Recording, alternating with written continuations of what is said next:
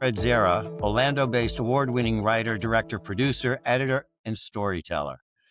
He's the creative force behind multiple indie features, including The Suicide of James Ryder, 2020, Bayview Entertainment, Read Me, and Average Community, both streaming on Amazon Prime. Fred got his start in the raw 80s, 90s punk scene, drumming at the legendary venues like CBGB, walked away from the music for years, and then came roaring back. Today's one of Central Florida's go-to session and tribute drummers while still chasing the next big screenplay. From DIY NDs to higher budget dreams, Fred is the definition of a multi-hyphenate who refuses to slow down. Fred, welcome to the show. Thanks so much, Jeff. That was a great intro. Good. I like to hear people summarize me. Good. Well, I'm glad you felt we did a good characterization. And anything that talks about CBGBs, I was a CBGB rat myself in the 70s. So that perked my attention immediately. Oh, great.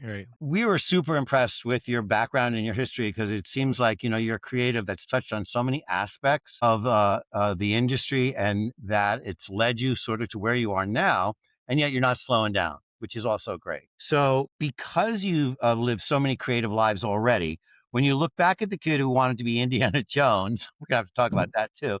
What moment convinced you that filmmaking was truly your path? You bring up Indiana Jones. I mentioned that to your producer. Growing up, I always loved movies. I grew up in Trenton, New Jersey. In Trenton, there wasn't a lot to do. It was semi-dangerous, but not terrible, semi-boring. So movies were an escape for sure.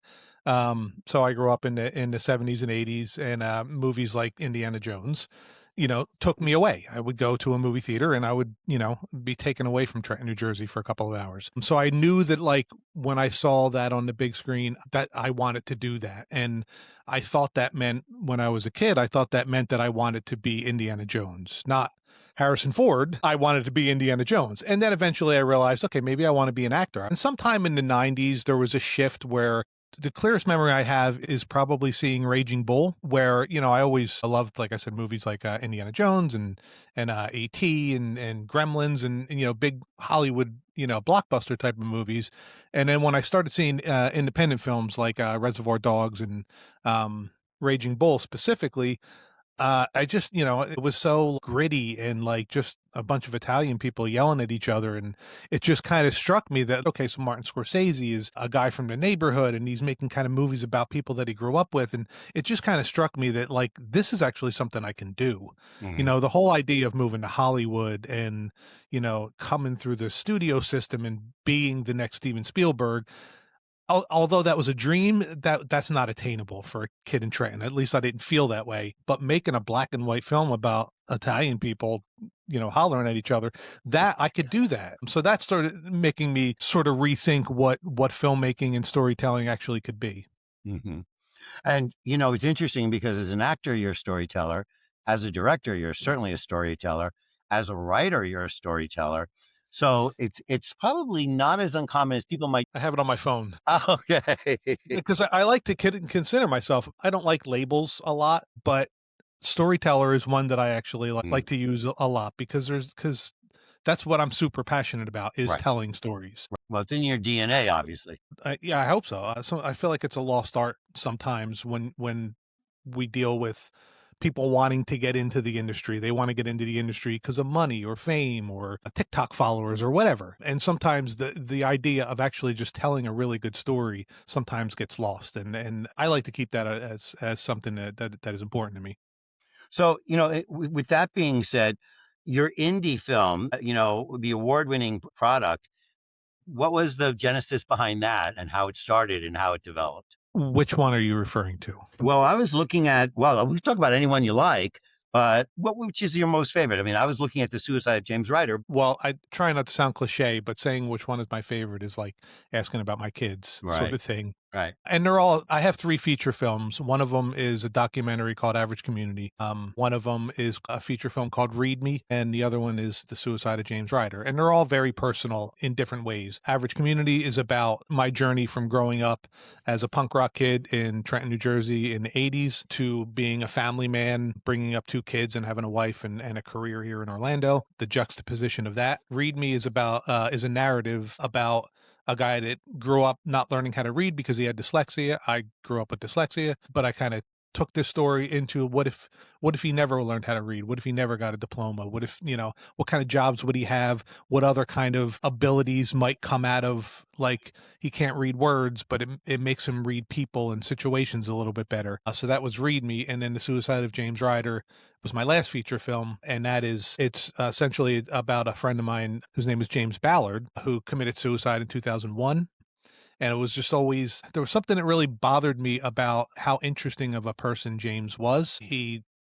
I can make this whole podcast about him and the things that made him interesting, but a lot of times when his name would come up, the first thing that people would say was like, "Oh, James Ballard, isn't he the guy that committed suicide?" And it always kind of like bothered me. I mean, that's one aspect of who this person was. That's how they left this world. Right. Like, is that how he's going to be remembered, as the guy that committed suicide? So I wanted to tell a story about James's group of friends. After he's left them, they just sit around and they talk about him. So the audience hardly gets to meet James in the story. The story is primarily about his friends and how they're going to remember him. What a nice testament to your friendship to him. It's nice that, because you shouldn't be remembered by how you went out, but all the things you did while you were around. You speak to filmmakers. I was actually recently just in my first feature film, and when I got to know the director and the producers, people who like to make movies and tell stories just live to make movies and tell stories. And that being said, you get what you feel is a great, compelling screenplay, and you've got a terrific director, and you've got the right cinematographer or director of photography. That's all great, but it's the funding that always seems to be the big hurdle. And you've spoken with our producers a little bit about that, and how, if I recall, you kind of said, look, I'd be happy to be any component of the production of it, because sometimes the recipe might call for me being the director, and sometimes it might call for me being an actor, and so on and so forth. But you've done 3 features. Can you share a little bit about how you got your funding for that and the challenges that you faced? Well, I mean, there's an interesting correlation between growing up in the punk rock scene, which is a extremely do-it-yourself type of mentality, Hmm. and then learning to be an independent filmmaker. So there's a lot of do-it-yourself type of situations. I mean, Average Community was a documentary. I got a small grant from United Arts of Central Florida. I applied for a grant and I used it towards paying my cameraman to fly up to New Jersey and New York. So, and that was just kind of scraped together money. This was like 2008, 2009. So that was super low budget, scraped some money together. Read Me came along. I wanted to do my first narrative feature. So I did it, a crowdfunder through Kickstarter. Which failed miserably. So I had to figure out like how to revamp the Kickstarter and raise money that way. And I was successful the second time around. And James Ryder, I did the same thing. I did a crowdfunding campaign, and all of these are like, in Hollywood world, they're like nothing micro budget, feature films. We shot for like 9 days, Right. opposed to like 25, 30 days or whatever. So we shot really fast. I mean, I pay people, but certainly not what they deserve, and certainly not, what they could make on something with a bigger budget. But primarily it's, ask people, Right. crowdfunder, scrape some money together. My mom, God rest her, I lost her last year. She would throw in a little bit of money here and there. So, yeah, it's just however you can get it done. Well, to that point, I found, because in the few small shorts that I've done, it's oftentimes the same cast of characters, the directors and the producers and the DOP. Everybody kind of continues to band together because they enjoy working with each other. They have a passion for what they're doing. And they know that it's long days, little money, and it's all for the good of the final product. So, and it's interesting because you don't think of Hollywood as like, a very loyal place. But my experience sounds not unlike yours, is that there is a lot of loyalty to the teams when they get together and say, hey, we're speaking the same language. We're working well together. Let's keep it going. And we may not make a ton of money. We may lose a little money, but we're going to have a good time doing it. And we're going to be proud of the end product. Yeah, I mean, when you find people you could work well together, you're right. You do come together and create more and more with those people, because Right. it's not always easy. Oh, There's a lot of opinions, there's a lot of egos in this business, so like sometimes it's tough. right. And a lot of people are saying, they may have other commitments that are more guaranteed to pay the rent. Right. That's exactly right. So So are you doing any acting now, or is the focus shifted more to screenplay and directing, or where are you in that transition? So I will do some acting when I find something that is not going to be a big time commitment. It's something that I think I could bring something to, or I would Mhm, be good for. mhm, I realize the longer I'm in this kind of line of work, I'm not built the same as like someone who is built to be an actor. I love it. I love the craft. I studied here with a couple of teachers here in Orlando, Class Act Studios, Lauren O'Quinn and Landon Price, Russ Blackwell, some people here. And I really enjoy that aspect of it, but I'm not someone that's gonna like be pounding the pavement for auditions, right, picking up whatever commercial I can get. Like if it's not something that I feel like I would enjoy doing, I'm not gonna do it just to be out there doing it. But having that said, I did do some acting last weekend for a project. It was a short film, but I think he keeps adding to the script, and I think it might be closer to a feature by now. It's a film called Toy Chest, and I play a police captain, which I've never played a police captain. So mhm, this was one of those things where, like, I don't think that anyone thinks that this thing that we're working on is going to be the next Sundance winner, but we're all having a great time. The right, script is fun, and right, characters are fun, right. and I get to yell at people and be a police captain. Excellent. Carry a gun. Have you found that the roles that you've portrayed have they gravitate towards you? Have you been typecast in any way? Little bit, little bit. I've gotten quite a few offers. I actually turned one down recently. It was more of a scheduling thing, but I get cast as the sensitive dad role a lot, Mhm, which is I am a sensitive dad. I mhm, get that, and I come across maybe as a sensitive dad. I think one of my strengths as an actor is where I could go in terms of like being a little bit bigger, bolder, mhm, angry. mhm. I have a lot of those, things I can open up if I need to. Right, So I think it's kind of ironic that I always get, cast as like these almost non-opinionated, very soft spoken characters. right. Well, I gotta tell you just briefly that when I first started studying acting at the Stella Studio, I was old enough to be most of the other students' dad. And not unsurprisingly, I was alcoholic dad, ghost dad, absentee dad, born again dad, prison dad. And I said to my coach, can I do like, Streetcar Named Desire and be the bad boy? He's like, you'll do what I give you. So I have not yet been the bad guy yet, but I've been a murderer a couple of times, and that's been refreshing. The closest I got to that is in class. I did a scene out of Whiplash, Uh, and I got cool. I got to play the Fletcher role, Right, and I got to yell at somebody. So right. it And was now he's that was selling a lot of fun. insurance. Yeah, yeah, yeah. Well, he's paying his bills. So talk about a little bit of music because you started with music, but now it's sort of been reincorporated a little bit into your life. Yeah, it's a lot different this time around. Mhm. I'm not chasing any kind of a record deal. I'm not, playing original music. I would like to maybe. My son is in an original band and writes a lot of music, and I go to a lot of his shows, and I get to relive. He's in a punk rock hardcore band too, so I get to relive a lot of my youth through him.